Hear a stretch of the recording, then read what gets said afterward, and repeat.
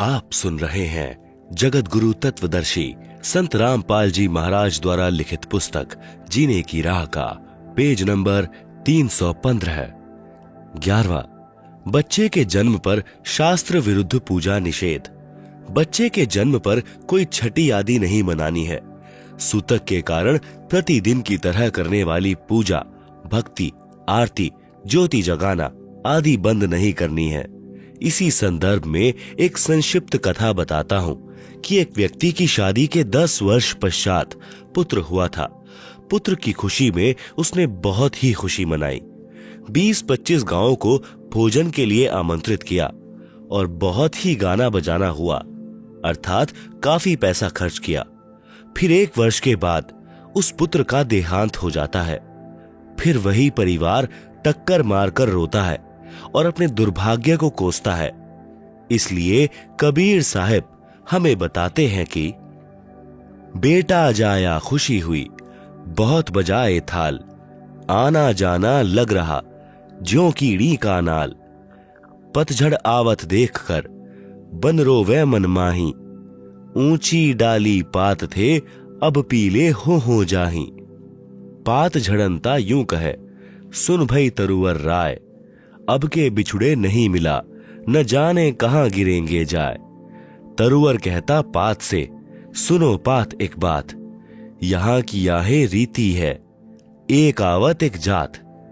12वां, देई धाम पर बाल उतरवाने जाना निषेध।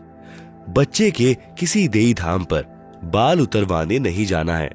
जब देखो बाल बड़े हो गए, कटवा कर फेंक दो। एक मंदिर में देखा कि श्रद्धालु भक्त अपने लड़के या लड़कियों के बाल उतरवाने आए। वहां पर उपस्थित नाई ने बाहर के रेट से 3 गुना पैसे लिए और एक कैंची भर बाल काट कर माता पिता को दे दिए। उन्होंने श्रद्धा से मंदिर में चढ़ाए। पुजारी ने एक थैले में डाल दिए। रात्रि को उठाकर दूर एकांत स्थान पर फेंक दिए। यह केवल नाटकबाजी है। क्यों न पहले की तरह स्वाभाविक तरीके से बाल उतरवाते रहें तथा बाहर डाल दें। परमात्मा नाम से प्रसन्न होता है, पाखंड से नहीं। 13वां, नाम जाप से सुख। नाम यानी उपदेश को केवल दुख निवारण की दृष्टिकोण से नहीं लेना चाहिए, बल्कि आत्म कल्याण के लिए लेना चाहिए। फिर सुमिरन से सर्व सुख अपने आप आ जाते हैं। कबीर साहब कहते हैं, सुमिरन से सुख होत है, सुमिरन से दुख जाए। कहें कबीर सुमिरन किए, साईं माही समाए। 14वां, व्याभिचार निषेध। पराई स्त्री को मां, बेटी, बहन की दृष्टि से देखना चाहिए। व्याभिचार महापाप है। जैसे गरीबदास जी कहते हैं, पर द्वारा स्त्री का खोले, 70 जन्म अंधा हो डोले। सुरापान मदमासाहारी, गवन करें भोगे पर नारी। 70 जन्म कटत हैं शीशम, साक्षी साहिब है जगदीशम। पर नारी ना परसियों, मानो वचन हमार। भवन चतुर्दशता सिर, त्रिलोकी का भार। पर नारी ना परसियों, सुनो शब्द सल्तंत। धर्मराय के खंभ से अर्धमुखी लटकंत। 15वां, निंदा सुनना व करना निषेध। अपने गुरु की निंदा भूल कर भी न करें और न ही सुने। सुनने से अभिप्राय है, यदि कोई आपके गुरुजी के बारे में मिथ्या बातें करे तो आपने लड़ना नहीं है, बल्कि यह समझना चाहिए कि यह बिना विचारे बोल रहा है, अर्थात झूठ कह रहा है। आप सुन रहे हैं जगत गुरु तत्वदर्शी संत रामपाल जी महाराज द्वारा लिखित पुस्तक जीने की राह का पेज नंबर 316। गुरु की निंदा सुने जो काना, ताको निश्चय नरक निदाना। अपने मुख निंदा जो करहीं, शुकर श्वान गर्भ में परहीं। निंदा तो किसी की भी नहीं करनी है और न ही सुननी है, चाहे वह आम व्यक्ति ही क्यों न हो। कबीर साहब कहते हैं कि तिनका कबहु न निंदिए, जो पांव तले हो।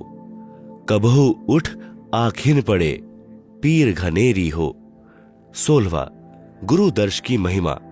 सत्संग में समय मिलते ही आने की कोशिश करें तथा सत्संग में नखरे यानी मान बढ़ाई करने नहीं आवे, अपितु अपने आप को एक बीमार समझकर आवे। जैसे बीमार व्यक्ति चाहे कितने ही पैसे वाला हो, चाहे उच्च पदवी वाला हो, जब अस्पताल में जाता है तो उस समय उसका उद्देश्य केवल रोग मुक्त होना होता है। जहां डॉक्टर लेटने को कहे लेट जाता है, बैठने को कहे बैठ जाता है, बाहर जाने का निर्देश मिले बाहर चला जाता है, फिर अंदर आने के लिए आवाज आए चुपके से अंदर आ जाता है।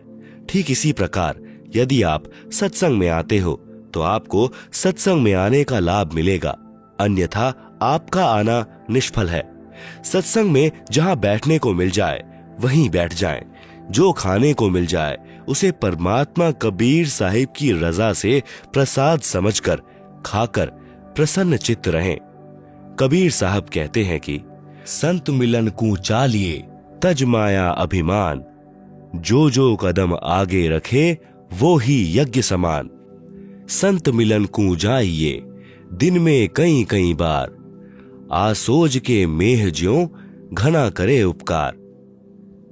कबीर दर्शन साधु का परमात्मा आवे याद, लेखे में वो है घड़ी बाकी के दिन बाद।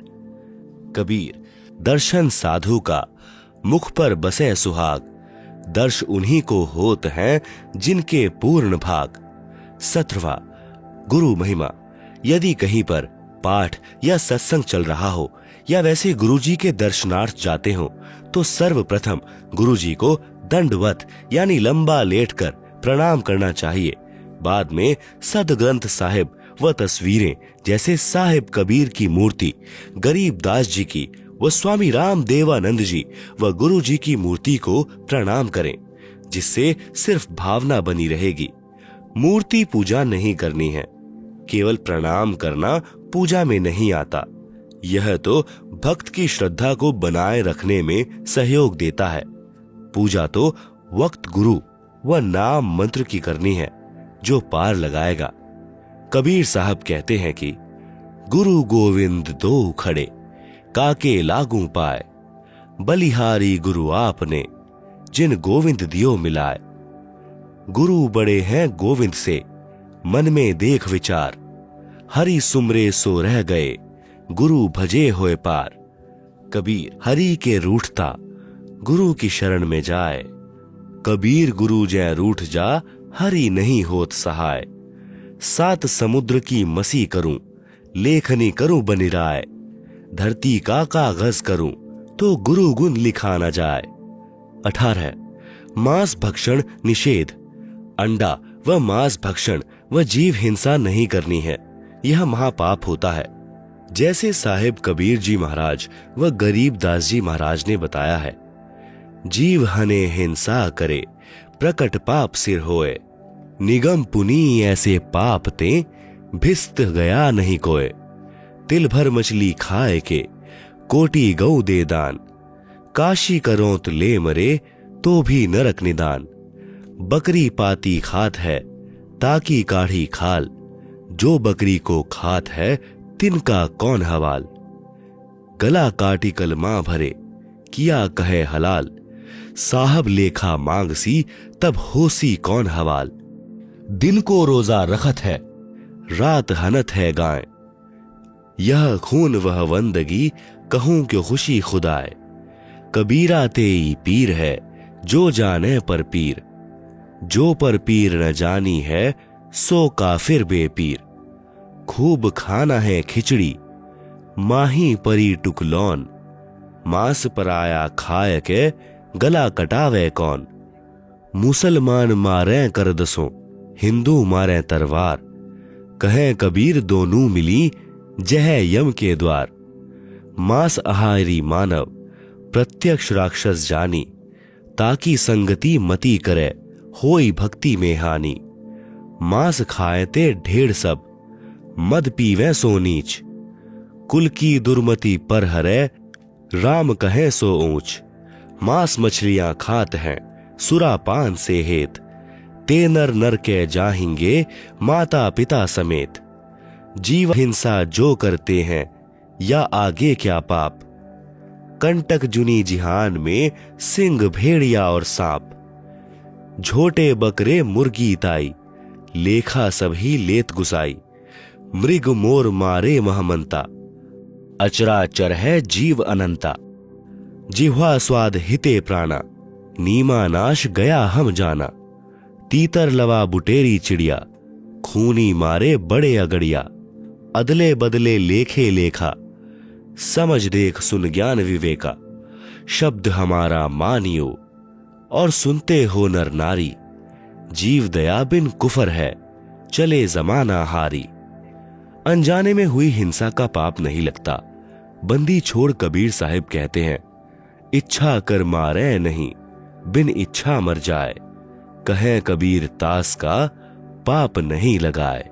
आप सुन रहे हैं जगत गुरु तत्वदर्शी संत रामपाल जी महाराज द्वारा लिखित पुस्तक जीने की राह का पेज नंबर 317। 19 गुरुद्रोही का संपर्क निषेध। यदि कोई भक्त गुरु जी से द्रोह यानी गुरु जी से विमुख हो जाता है, करता है वह महापाप का भागी हो जाता है। यदि किसी को मार्ग अच्छा न लगे तो अपना गुरु बदल सकता है। यदि वह पूर्व गुरु के साथ बैर व निंदा करता है तो वह गुरुद्रोही कहलाता है। ऐसे व्यक्ति से भक्ति चर्चा करने में उपदेशी को दोष लगता है, उसकी भक्ति समाप्त हो जाती है। गरीबदास जी कहते हैं, गुरुद्रोही की पैड़ पर जे पग आवे बीर, 84 निश्चय पड़े सतगुरु कहें कबीर, जान बूझ साची तजय करे झूठे से नेह, जाकी संगत हे प्रभु स्वपन में भी ना देह। अर्थात गुरुद्रोही के पास जाने वाला भक्ति रहित होकर नरक व लख 84 जूनियों में चला जाएगा। 20 जुआ निषेध। जुआ ताश कभी नहीं खेलना चाहिए।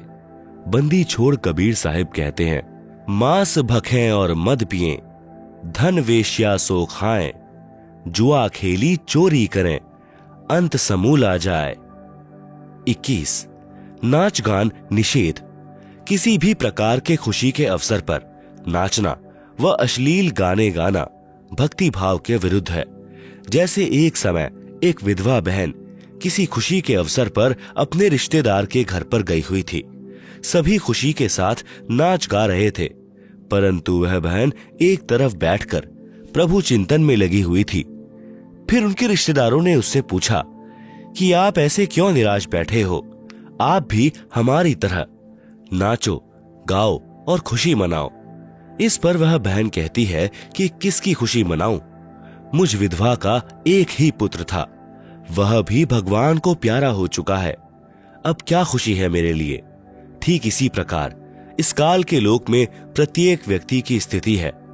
यहाँ पर गुरु नानक देव जी की वाणी है कि ना जाने काल की कर डारे, किस विधि ढल पासा आवे, जिन्हा दे सिरते मौत खुड़ गदी, उन्हानू केड़ा हासावे, साध मिले साडी शादी होंदी, बिछड़ दां दिल गिरी वे, अखदे नानक सुनो जिहाना, मुश्किल हाल फकीरी वे। कबीर साहिब जी महाराज भी कहते हैं कि झूठे सुख को सुख कहे, मान रहा मनमोद, सकल चबीना काल का, कुछ मुख में कुछ कोद, बेटा जाया खुशी हुई, बहुत बजाए थाल, आवन जाना लग रहा, ज्यों कीड़ी का नाल। आप सुन रहे हैं जगत गुरु तत्वदर्शी संत रामपाल जी महाराज द्वारा लिखित पुस्तक जीने की राह का पेज नंबर 318। विशेष। स्त्री तथा पुरुष दोनों ही परमात्मा प्राप्ति के अधिकारी हैं। स्त्रियों को मासिक धर्म के दिनों में भी अपनी दैनिक पूजा ज्योति लगाना बंद नहीं करना चाहिए। न ही किसी के देहांत या जन्म पर भी दैनिक पूजा कर्म बंद नहीं करना है। नोट: जो भक्तजन इन 21 सूत्रीय आदेशों का पालन नहीं करेगा उसका नाम समाप्त हो जाएगा। यदि अनजाने में कोई गलती भी हो जाती है तो वह माफ हो जाती है। यदि जानबूझकर कोई गलती की है तो वह भक्त नाम रहित हो जाता है। इसका समाधान यही है कि गुरुदेव जी से क्षमा याचना करके दोबारा नाम उपदेश लेना होगा। लेखक संत रामपाल दास महाराज, सतलोक आश्रम, बरवाला, जिला हिसार, हरियाणा, भारत। आप सुन रहे हैं जगत गुरु तत्वदर्शी संत रामपाल जी महाराज द्वारा लिखित पुस्तक जीने की राह का पेज नंबर 319। शास्त्रानुकूल भक्ति साधना से हुए भक्तों को लाभ, गुर्दे ठीक करना व शैतान को इंसान बनाना। मैं भक्त जगदीश पुत्र श्री प्रभुराम, गांव पंजाब खोड़, दिल्ली 81, डीटीसी यानी दिल्ली ट्रांसपोर्ट कॉरपोरेशन में मैकेनिक हूं। मुझे शराब ने राक्षस वृत्ति का इंसान बना दिया था। शराब पीना, मुर्गे खाना, सिगरेट पीना, हुक्का पीना। मैं नौकरी से शाम को लगभग 7 या 8 बजे आता था। कई बार घर आने में शराब ज्यादा पीने पर 9 या 10 भी बज जाते थे। शराब में पागल हुए एक बार इधर एक बार उधर लड़खड़ाते हुए पैरों से घर में घुसता था। आते ही पत्नी व बच्चों को पीटना शुरू कर देना। हर रोज घर में कहर होता था। जिन बच्चों को प्यार के साथ अपनी छाती से लगाना चाहिए था, वे मासूम बच्चे मुझको देखकर चारपाई के नीचे घुस जाते थे। बच्चे अपने पिताजी के घर आने की राह देखते हैं कि पापा जी आएंगे, हमारे लिए खाने की चीजें लाएंगे, परंतु मैं खाने की चीजों की बजाय शराब में पागल हुए लाल आंखों से उनको मारने लग जाता था। दूसरी तरफ मेरी धर्म पत्नी सुमित्रा देवी भी अपने दुखी जीवन के साथ खतरनाक बीमारी से जूझती हुई श्वास पूरे कर रही थी। उसके दोनों गुर्दे खराब हो चुके थे। डॉक्टरों ने कह दिया था कि दवाई खाते रहो, लेकिन 6 महीने से ज्यादा यह जीवित नहीं रह सकती। ऑल इंडिया मेडिकल और डॉक्टर राम मनोहर लोहिया हॉस्पिटल दिल्ली से भी यह रिपोर्ट मिली कि गुर्दे खराब हो चुके हैं और यह 6 महीने से ज्यादा जीवित नहीं रह सकती, और साथ में दवाई भी अंत समय तक खाते रहना होगा। उन मासूम बच्चों का क्या हाल होगा जिनका पिता शराब पीता हो, माँ मृत्युशैया पर हो, कोई वजन का कार्य नहीं कर सकती। तो उन बच्चों को जब यह पता चला कि तुम्हारी मम्मी यानी माताजी भी 6 महीने से ज्यादा जीवित नहीं रहेगी, तो उन बच्चों की आंखों से आंसू बहते रहते थे। एक तो पिताजी शराबी और दूसरी तरफ हमारी माताजी जानलेवा बीमारी से पीड़ित। हमारा क्या होगा? 3 लड़के तथा 1 लड़की अपनी माताजी के पास गिरकर रोने लगे तथा कहा कि हे भगवान, हम सबको भी हमारी माताजी के साथ ही अपने पास बुला लेना। यहाँ किसके सहारे जिएंगे? परमात्मा ने उन बच्चों की भी पुकार सुनी और हमारे भी शुभ कर्म उदय हुए कि हमारे पड़ोस में ही भक्तमती निहाली देवी ने अपने गुरुदेव संत रामपाल जी महाराज की आज्ञा अनुसार 30, 31, 1 जनवरी 1997 को सद्गुरु गरीबदास जी महाराज की अमृतमयी वाणी 3 दिन का अखंड पाठ अपने घर करवाया, जिसमें संत रामपाल जी महाराज ने 31 दिसंबर 1996 को रात्रि में 9 से 11 बजे तक सत्संग किया। मेरी धर्म पत्नी सुमित्रा देवी भी पड़ोस में सत्संग सुनने के लिए चली गई। थोड़ी देर बाद मैं यानी जगदीश भी अपनी नौकरी से घर आ गया। घर आने पर बच्चों से पता चला कि हमारी माताजी पड़ोस में माई निहाली देवी के घर सत्संग सुनने के लिए गई हैं। यह सुनकर मैं बहुत क्रोधित हुआ और मैंने कहा कि कहां पाखंडियों के पास चली गई, मैं अभी उसको पीटते हुए घर लाता हूं। यह विचार कर मैं भक्तमती निहाली देवी के घर चला गया। मैंने शराब पी रखी थी। जब मैं निहाली माई के घर पहुंचा तो संत रामपाल जी महाराज सत्संग कर रहे थे। बहुत से भक्तजन सत्संग सुन रहे थे। उन सभी को देखकर मैं कुछ नहीं बोला और चुपचाप सबसे पीछे बैठ गया। मैंने सत्संग सुना। सत्संग में महाराज जी ने बताया कि शराब पीवे कड़वा पानी, 70 जन्म श्वान के जानी, सोनारी जारी करे, सुरापान 100 बार, 1 चिलम हुक्का भरे, डूबे काली धार, मानुष जन्म पाए कर नहीं भजे हरि नाम, जैसे कुआं जल बिना खुदवाया किस काम। महाराज जी ने सत्संग में बताया कि जिन बच्चों को पिताजी ने सीने से लगाना चाहिए, उस शराबी व्यक्ति को देखकर बच्चे चारपाई के नीचे छुप जाते हैं। शराबी व्यक्ति आप भी दुखी, धन हानि, समाज में इज्जत समाप्त तथा परिवार तथा पड़ोस व रिश्तेदारों तक को परेशान करके बद्दुआएं प्राप्त करता है। जैसे शराबी की पत्नी व बच्चे तो कहर का शिकार होते ही हैं, परंतु पत्नी के माता पिता, भाई बहन आदि भी दिन रात चिंतित रहते हैं। सर्व पाप का भार उस नादान शराबी के सिर पर आता है। मनुष्य जन प्रभु ने भक्ति करके आत्म कल्याण करने को दिया है, इसको शराब आदि में नष्ट नहीं करना चाहिए। जैसे बच्चा स्कूल में शिक्षा ग्रहण नहीं करता, आवारागर्दी में घूमता रहता है, वह शिक्षा से वंचित रह जाता है, फिर सारी आयु मजदूरी करके जीवन निर्वाह करता है। फिर उसे याद आता है कि यदि मैं आवारागर्दी न करता तो आज अन्य सहपाठियों की तरह बड़ा अधिकारी होता, परंतु अब क्या बने, यह तो उस समय सोचना था। कबीर साहब कहते हैं कि अच्छे दिन पीछे गए, गुरु से किया न हेत, अब पछतावा क्या करें जब चिड़िया चुग गई खेत। इसी प्रकार यदि मनुष्य जन्म में जो प्राणी प्रभु भक्ति नहीं करता, वह पशु पक्षियों की योनियों को प्राप्त होता है। जो व्यक्ति शराब पीता है, वह शराब के नशे में खाने की भरी थाली को लात मारता है। भक्ति न करने से भिन्न भिन्न प्राणियों की योनियों में कष्ट उठाता है। कभी वह कुत्ते की योनि धारण करता है।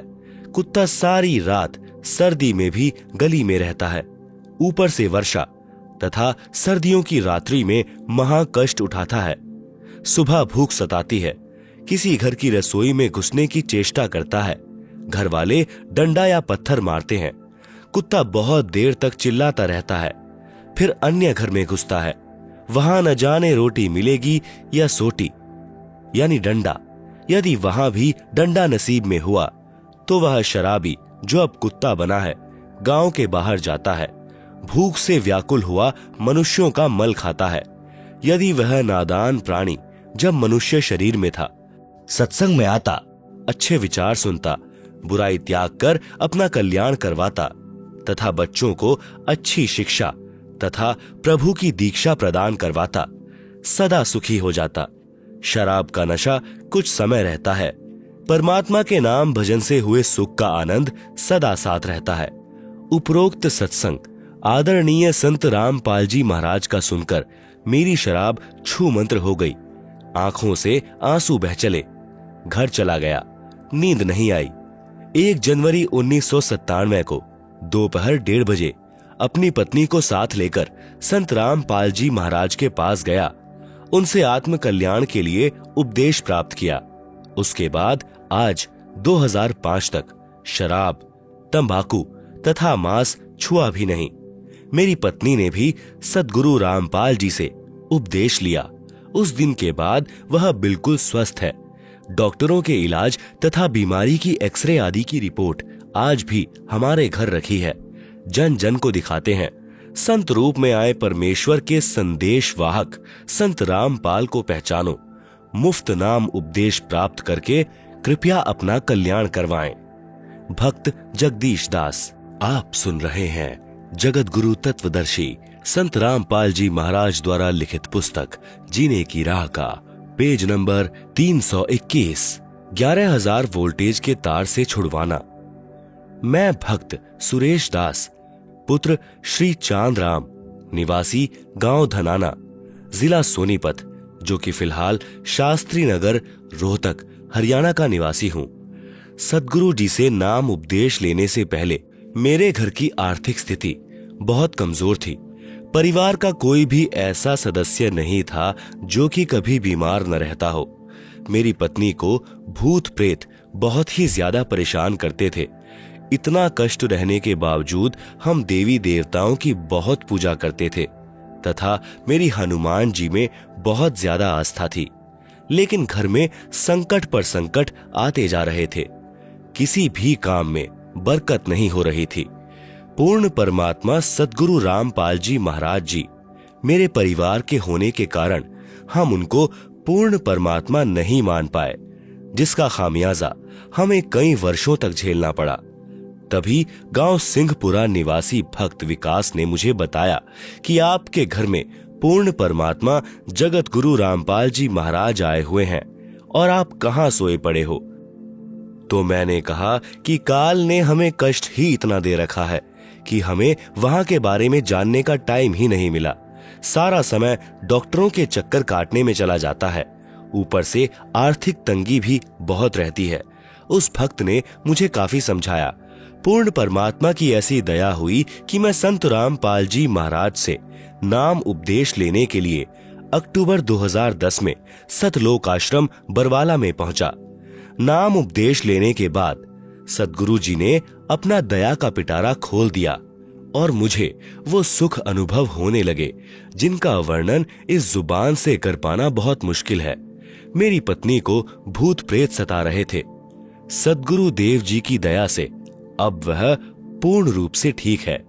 7 सितंबर 2011 को मेरा लड़का मोहित उम्र 12 साल, जो कि मेरे कहने पर मिस्त्री को बुलाने के लिए गया था, मेरा लड़का मिस्त्री के मकान की छत पर चढ़ गया तथा छज्जे पर चला गया। छज्जे के साथ ऊपर 11,000 वोल्टेज के बिजली के तार थे। लड़के तथा तारों के बीच में केवल 1 फीट की दूरी थी। जब वह उनके नजदीक गया तो तारों ने लड़के को खींच लिया और लड़के के सिर पर तार चिपक गया तथा 1 इंच गहरा घुस गया। वह मुंह जल गया और बिजली सारे शरीर में प्रवेश करके पैर के अंगूठे की हड्डी को तोड़कर निकलने लगी। उसी समय सद्गुरु रामपाल जी महाराज आकाश मार्ग से आए तथा मेरे लड़के को बहुत ही चमकदार यानी तेजोमय शरीर सहित दिखाई दिए, जैसे हजारों ट्यूबों का प्रकाश हो रहा हो। उन्होंने लड़के का हाथ पकड़कर बिजली से छुड़ाकर छज्जे पर लिटा दिया। फिर लड़के की सद्गुरु जी से बहुत बातें हुई तथा जब सद्गुरु जी जाने लगे तो लड़के ने पूछा कि गुरु जी कहाँ जा रहे हो? तो गुरु जी ने कहा कि बेटा मैं तेरे साथ हूं, तू घबरा मत। उस समय मेरे लड़के मोहित की माताजी भी वहीं पर थी। उसने यह दृश्य अपनी आंखों देखा तथा वह बहुत घबरा गई क्योंकि लड़के के शरीर से बिजली के लपटें निकल रही थी। उसके बाद हम लड़के को पीजीआई रोहतक हॉस्पिटल में लेकर गए। वहां पर भी लड़के को गुरुजी दिखाई दिए। वह मेरे लड़के ने कहा कि गुरुजी मेरे साथ हैं, आप घबराओ मत। यदि आज हम गुरुजी की शरण में नहीं होते तो हमारा लड़का आज जिंदा नहीं होता तथा मेरी पत्नी को भी प्रेत मार डालते। हम उजड़ने से बच गए। यह सद्गुरु रामपाल जी महाराज की ही दया है। आप सुन रहे हैं जगत गुरु तत्वदर्शी संत रामपाल जी महाराज द्वारा लिखित पुस्तक जीने की राह का पेज नंबर 322। सर्व पाठकों से प्रार्थना है कि मेरी सत्य कथा को पढ़कर आप जी भी सतगुरु रामपाल जी महाराज जी की शरण में आकर अपना समय रहते कल्याण कराएं तथा प्रारंभ में लिखे कर्मों के कारण जो घटनाएं घटनी होती हैं उनसे पूर्ण रूप से बचोगे। सद्गुरु रामपाल जी महाराज के सत्संग वचनों में मैंने सुना था कि पूर्ण परमात्मा कबीर जी बंदी छोड़ हमारे सर्व पापों को नाश कर देते हैं। ऐसा ही प्रमाण ऋग्वेद मंडल 10 सूक्त 161 मंत्र 2 में तथा मंडल 9 सूक्त 80 मंत्र 2 में भी लिखा है कि यदि किसी रोगी की प्राण शक्ति क्षीण हो चुकी है तथा उसकी आयु भी शेष न रही हो तो उसके प्राणों की रक्षा करूं तथा उसे 100 वर्ष आयु प्रदान करके अर्थात उसकी आयु बढ़ाकर साधक को सर्व सुख प्रदान करता हूं। सज्जनों, सतगुरु रामपाल जी महाराज ने अपने अमृत वचनों में यह भी बताया है कि प्रत्येक प्राणी अपने किए कर्मों के अनुसार ही सुख व दुख प्राप्त करता है। दुख तो पाप कर्मों का फल है तथा सुख पुण्य कर्मों का फल है। अभी तक सर्व संत, आचार्य, गुरु यही कहते रहे हैं कि जो प्रारब्ध कर्म का भोग है वह तो प्राणी को भोग कर ही समाप्त करना होगा।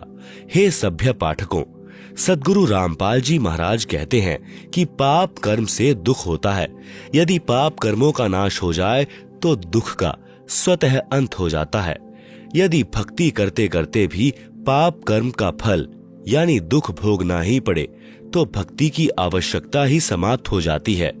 7 सितंबर 2011 को हमारे प्रारब्ध कर्म के पाप के कारण मेरे पुत्र मोहित की मृत्यु होनी थी। हमारे सद्गुरु रामपाल जी महाराज जी की कृपा से परम पूज्य कबीर परमेश्वर जी ने हमारे पाप का नाश कर दिया तथा मेरे बच्चे की जीवन रक्षा करके आयु बढ़ा दी। यदि 7 सितंबर 2011 को प्रारब्ध कर्म के फल स्वरूप मेरा बेटा मर जाता तो हम सर्व परिवार के सदस्य भक्ति त्याग देते तथा नास्तिक हो जाते, क्योंकि हमें उस समय परमात्मा का पूर्ण ज्ञान नहीं था। अब भगवान पर अत्यधिक विश्वास हो गया है। यह भी विश्वास हो गया कि परम पूज्य कबीर जी ही परमेश्वर हैं। ये पाप नाशक, सर्व सुखदायक व पूर्ण मोक्षदायक हैं तथा सद्गुरु रामपाल जी महाराज उन्हीं के भेजे उनके अवतार आए हैं। अतः आप जी से पुनः प्रार्थना है कि अविलंब सतलोक आश्रम बरवाला में पहुंचे तथा उपदेश लेकर कल्याण कराएं। आप जी से प्रार्थना करने का मेरा उद्देश्य यह है कि मेरे जैसे दुखिया बहुत हैं। मेरी उपरोक्त आत्मकथा को पढ़कर विचार करके वे भी मेरे की तरह संकटों का निवारण करा सकेंगे तथा सुखी हो सकेंगे। यह संसार समझदा नाही, कहंदा शाम दोपहरे नू, गरीब दास यह वक्त साथ है, रोवोगे इस पहरे नू। भक्त सुरेश दास, पुत्र श्री चांदराम, शास्त्री नगर, रोहतक। Mobile number.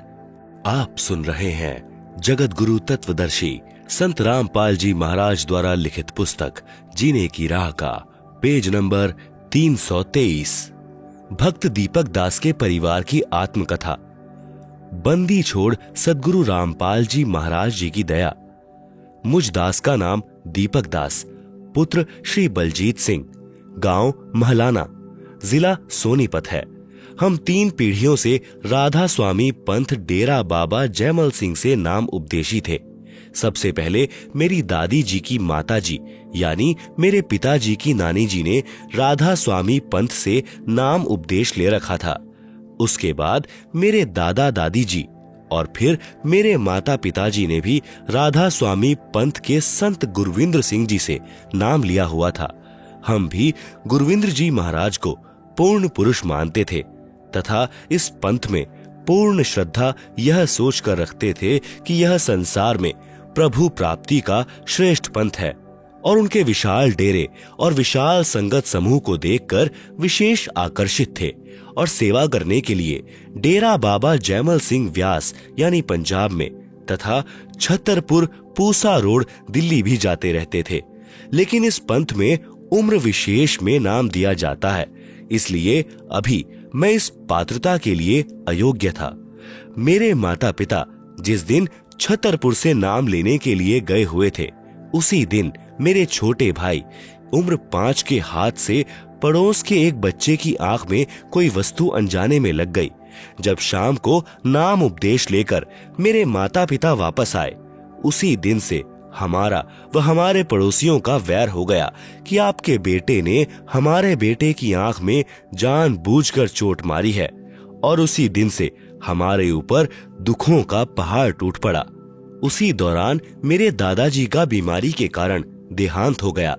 जब मेरे दादाजी का पार्थिव शरीर दूसरे कमरे में रखा हुआ था, तो उस समय मेरी दादी जी, जिनका देहांत हुए 12 वर्ष हो चुके थे, मेरी बुआ प्रेमवती में प्रेत की तरह प्रवेश करके बोली। मेरी दादी ने भी राधा स्वामी पंथ से प्राप्त 5 नामों की बहुत ज्यादा साधना कर रखी थी। वे नियमित रूप से 3 बजे ही व दिन में भी भजन व सुमिरन करने के लिए बैठ जाती थी और घंटों राधा स्वामी पंथ के बताए नामों का जाप व अभ्यास किया करती थी कि आज तुम्हारे दादाजी का जीवन संस्कार समाप्त हो गया, इसलिए मैं तुम्हें संभालने आई हूँ। मेरी दादी जी को जीवित अवस्था में सांस की बीमारी के कारण खांसी रहती थी। वे 12 साल के बाद भी ज्यों की त्यों ही खांस रही थी। तब हमने पूछा कि दादी जी, आप तो बहुत दुखी दिखाई दे रही हो, क्या आप सतलोक नहीं गई? तब मेरी दादी ने कहा कि बेटा, मैंने गलत साधना करने के कारण अपना अनमोल मनुष्य जीवन व्यर्थ कर दिया और अब मृत्यु के पश्चात भूत योनि में कष्ट उठा रही हूँ। आप सुन रहे हैं जगत गुरु तत्वदर्शी संत रामपाल जी महाराज द्वारा लिखित पुस्तक जीने की राह का पेज नंबर 324। मैं कहीं सतलोक में नहीं गई। मेरी माता जी ने आश्चर्य के साथ पूछा कि माँ, क्या आपको आपके गुरु चरण सिंह जी महाराज ने नहीं संभाला? तब मेरी दादी जी ने अत्यंत दुख के साथ कहा कि उन्होंने मेरी कोई संभाल नहीं की और मैं आज भी ऐसे ही दुखी हो रही हूँ।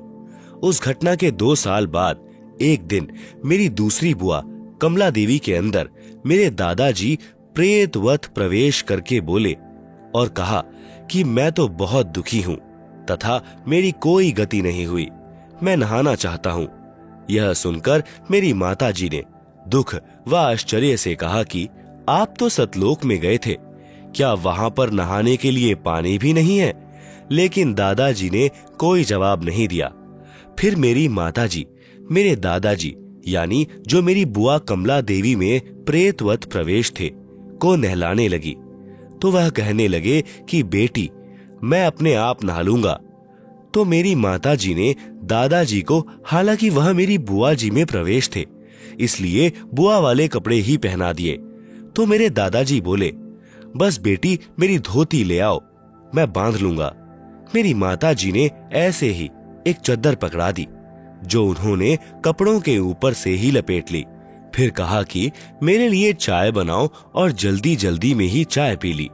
मैंने पूछा कि दादाजी, आप सतलोक नहीं गए? तो उन्होंने कहा कि बेटा, मैं तो बहुत कष्ट में हूँ। मेरी माताजी ने फिर पूछा कि आप तो राधा स्वामी हजूर चरण सिंह जी महाराज से नाम उपदेशी थे, भक्ति भी करते थे, क्या उन्होंने आपकी कोई संभाल नहीं की? तब मेरे दादाजी, जो मेरी बुआ कमला देवी में प्रेतवत प्रवेश थे, ने कहा कि उन्होंने मेरी कोई संभाल नहीं की, मैं तो ऐसे ही धक्के खाता फिर रहा हूँ।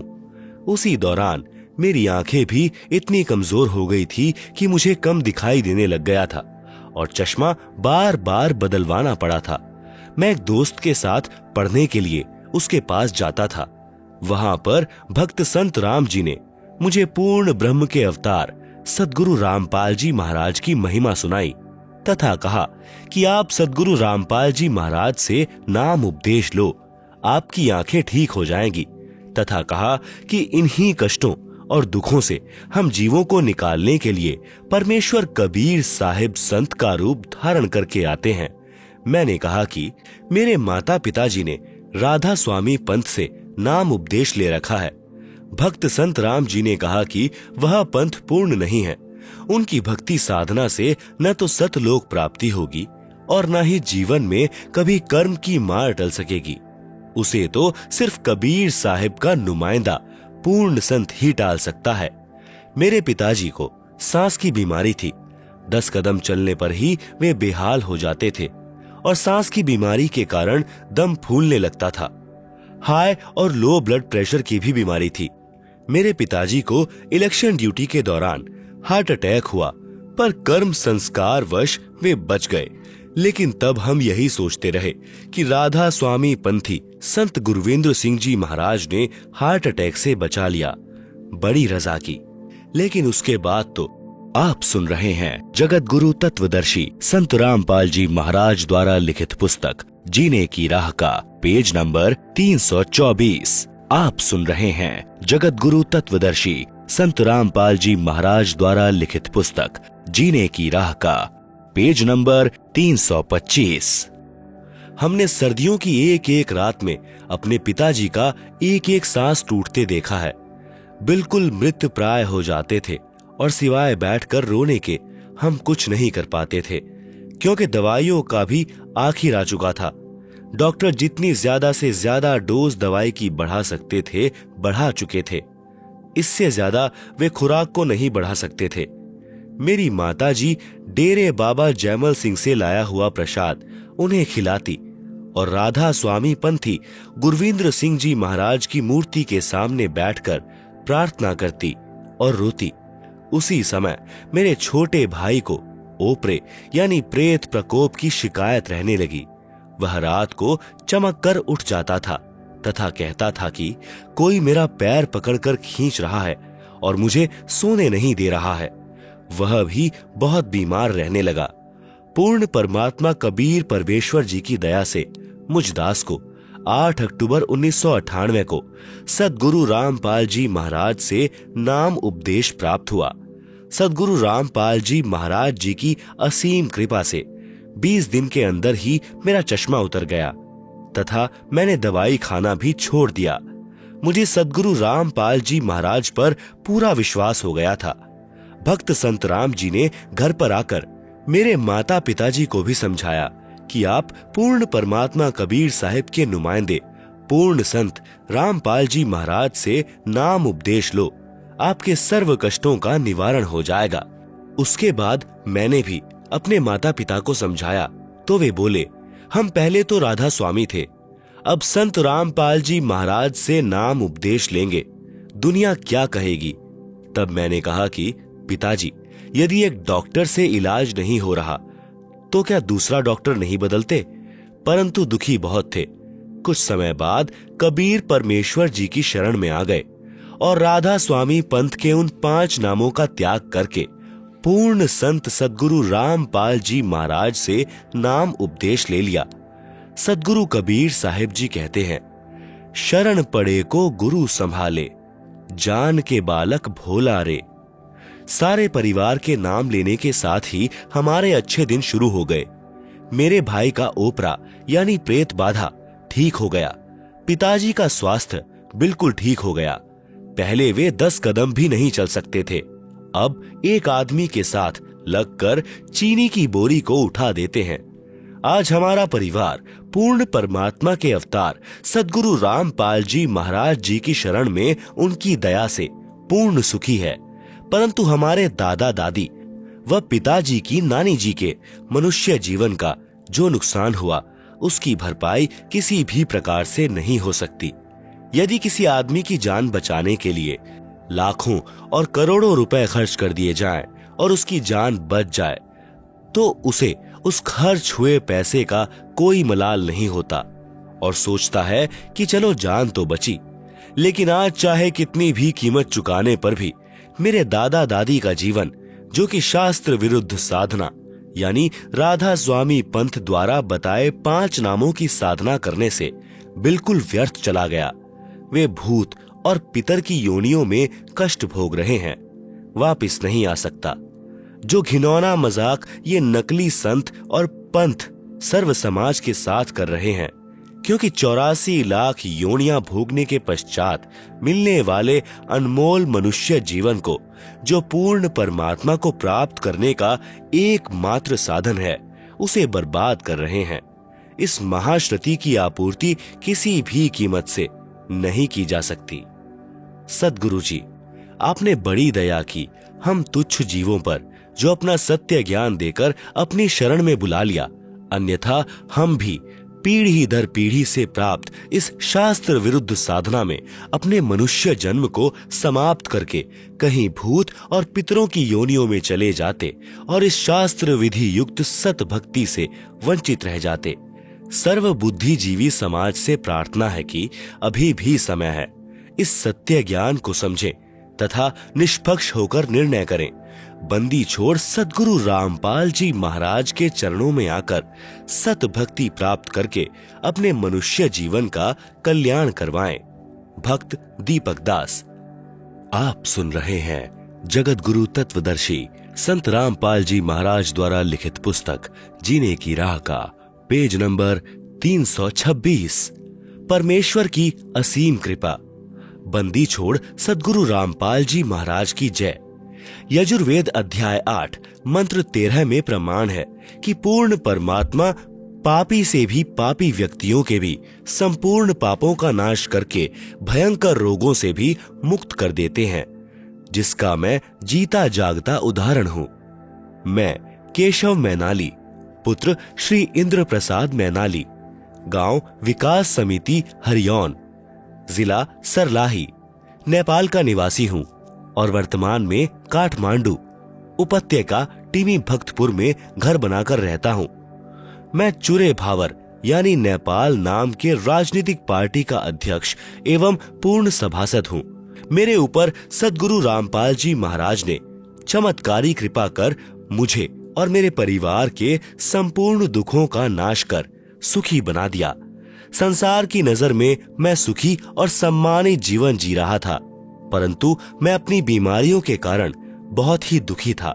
मैं पिछले 20 वर्षों से खूनी बवासीर से पीड़ित था और शौच करते समय अत्यधिक पीड़ा सहन करनी पड़ती थी।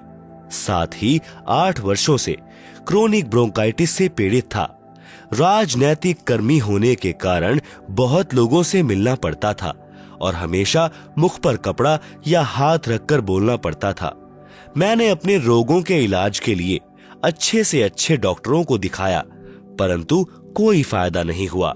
जबकि मैंने धर्म के नाम पर अज्ञानी संतों के चक्कर में पड़कर अपने जीवन के 62 वर्ष बर्बाद कर चुका था। आप सुन रहे हैं जगत गुरु तत्वदर्शी संत रामपाल जी महाराज द्वारा लिखित पुस्तक जीने की राह का पेज नंबर 327। मुझे यह बातें सद्गुरु रामपाल जी महाराज जी से नाम उपदेश लेने के बाद पता चला। नेपाल संसद का सभासद होने के कारण सरकारी खर्चों पर मैं संसार के किसी भी डॉक्टर से अपने रोग का इलाज करवा सकता था, परंतु नेपाल के मेडिकल बोर्ड ने इसके लिए सिफारिश नहीं की, क्योंकि उनके अनुसार मेरा रोग लाइलाज था और कोई भी डॉक्टर मुझे ठीक नहीं कर सकता। अब तो मुझे लगता था कि जीवन पर्यंत दुख भोगना पड़ेगा और हमेशा दवा खाते रहना पड़ेगा। एक दिन मैं शोक मग्न बैठा था।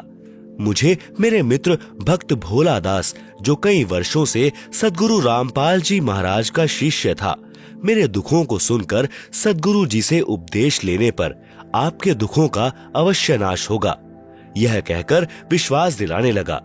मैं तथाकथित बड़े बड़े संतों की संगत करके थक चुका था। उस मित्र की वाणी मेरे लिए अंधेरे में दीपक के प्रकाश के समान मेरे मन को छू गई। मैं तीसरे दिन ही सतलोक आश्रम, चंडीगढ़ रोड, बरवाला, जिला हिसार, हरियाणा के लिए चल दिया तथा अपनी पत्नी को भी लिया, क्योंकि घुटने की हड्डी घिस जाने के कारण वह भी बहुत परेशान थी और उसकी आंखों में जल बिंदु नामक एक लाइलाज रोग था तथा अपने छोटे पुत्र की पत्नी को भी साथ में ले लिया। मुझे रास्ते में नेपाल के कई भक्तजन मिल गए जो सतलोक आश्रम में जा रहे थे। इस प्रकार मैं बिना कोई परेशानी सतलोक आश्रम आ गया। मैं संतों व महंतों के स्वार्थ से परिचित था तथा सद्गुरु रामपाल जी महाराज का कोई पुस्तक व प्रवचन नहीं सुना था। किसी के कहने मात्र से आ गया था, अतः आते ही नाम उपदेश लेने के लिए तैयार नहीं था।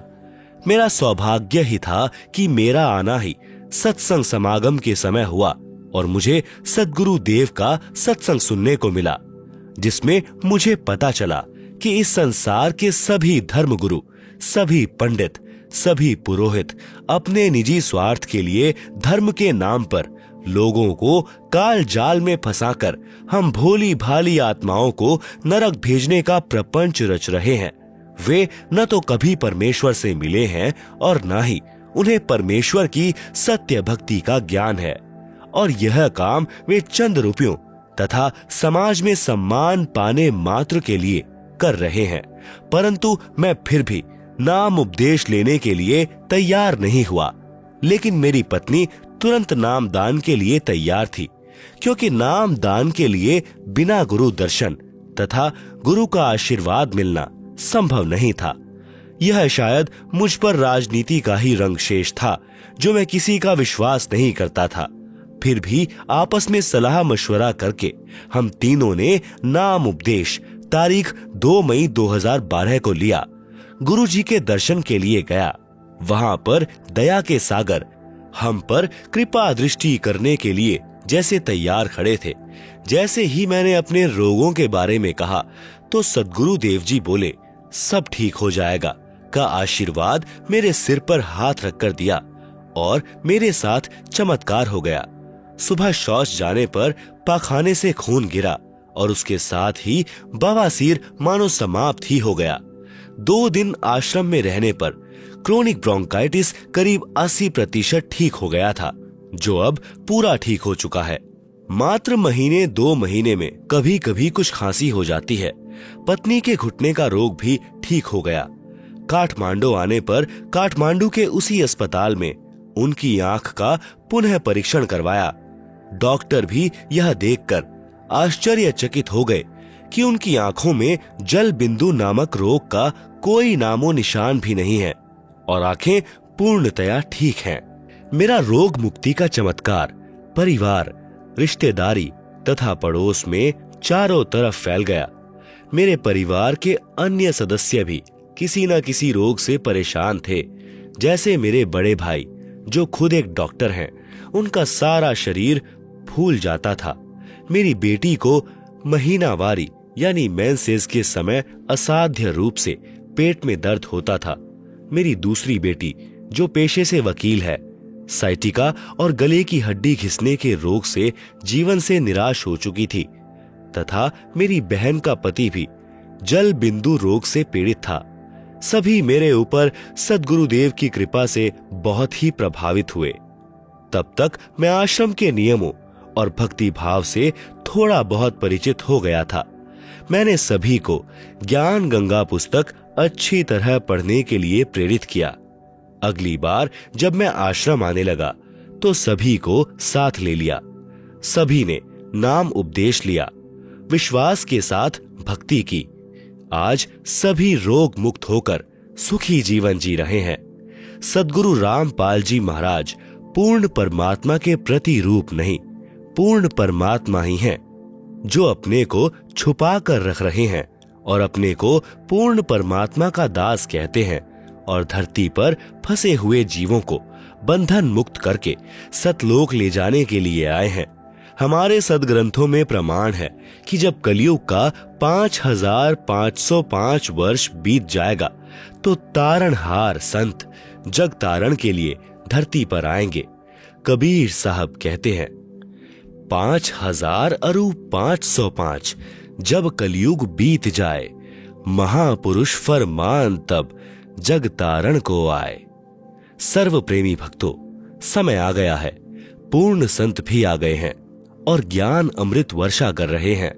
वर्तमान के सभी नकली संत महंत रूपी ठगों से बचो और जल्द से जल्द सद्गुरु के चरण में आकर निशुल्क नाम उपदेश लेकर अपना कल्याण कराओ और पूर्ण मोक्ष प्राप्त करो।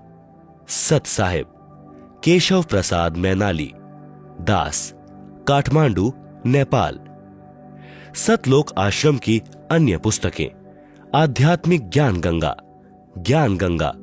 गहरी नजर गीता में, गीता तेरा ज्ञान अमृत, सृष्टि रचना संपूर्ण, मानवता का हास तथा विकास आदि। हमारी वेबसाइट www.jagatgururampalji.org से डाउनलोड कर सकते हैं।